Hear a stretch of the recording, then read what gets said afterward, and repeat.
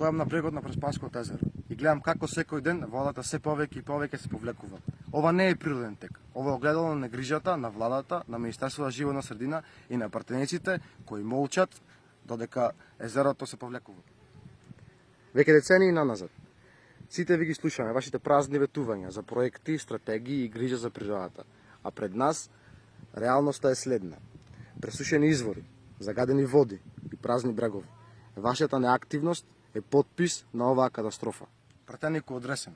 Ова е ваш мандат, ваша одговорност. Не можете повеќе се криете зад хартиени планови и стратегии. Преспа бара акции, чистување на водите, заштита на изворите, паметно управување со отпад и паметно управување со ресурсите. Ако дозволите, ова езеро да стане уште една приказна за пропуштена шанса, ќе останете запишани не како лидери, туку како соучесници во уништувањето на природното богатство, што не припаѓа само на оваа генерација. Време е за акција, не за изговор.